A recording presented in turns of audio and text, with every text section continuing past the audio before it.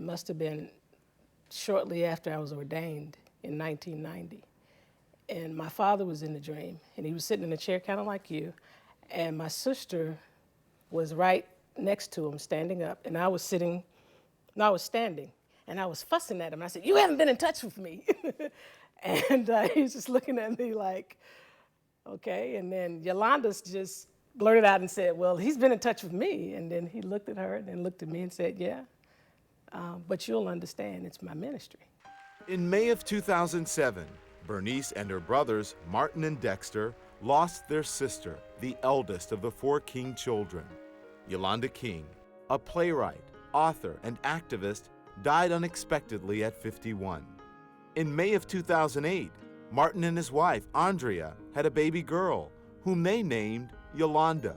Bernice became an aunt for the first time. You think she was excited? Yolanda, welcome to this new world, exciting world. We've been waiting for you for so long. Legacy lives on when Daughters of Legacy returns.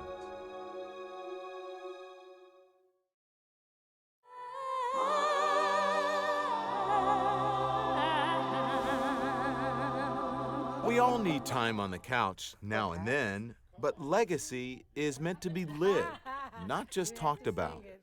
I was the last baby born in this family 45 years ago. So you are absolutely special. Do you know how to hold a baby? Sure, I do that all the time. I've been doing that all my life. Oh, okay. For a few hours, I help the King family prepare for the newest daughter of legacy. You got my heart in a spin. You reel me out and then you reel me in. What the hell am I supposed to do when I've fallen so in love with you? If you were to agree, I'd get over every part of me.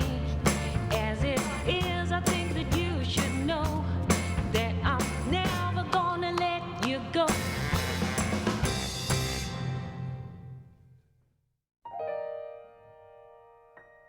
A night out with Tiffany Cochran was an unforgettable lesson in commitment. You have these people here for an event, and the money, where's the money going?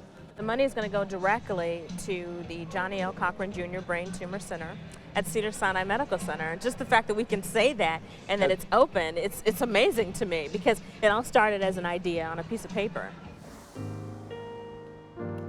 Guess who's coming to tea? Sherri Poitier and Attallah Shabazz challenged me to believe in my dreams.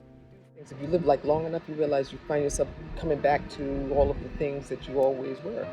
You know, so if you did that, it'll come back around to that. Mark my words. I'm gonna call you and start talking to you. We had some time for everybody to come here, but thank you for that. Drink your tea.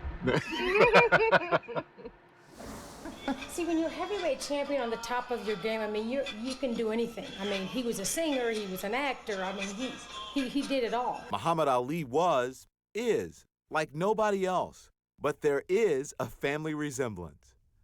Float like a butterfly, sting like a bee. Your hand can't hit what your eye can't see. Rumble, young man, rumble. Ah. That was really good. That's his grandpa. You ready?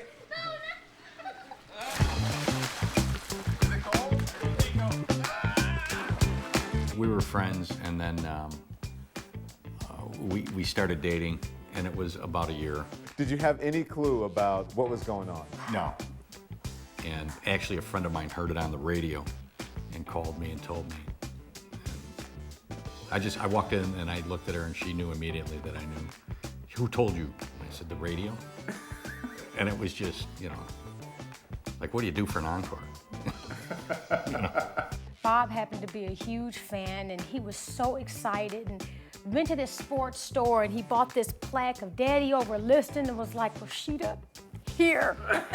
And I was like, how much did you pay for this? And he was like 350 bucks. And I was like, I can get these.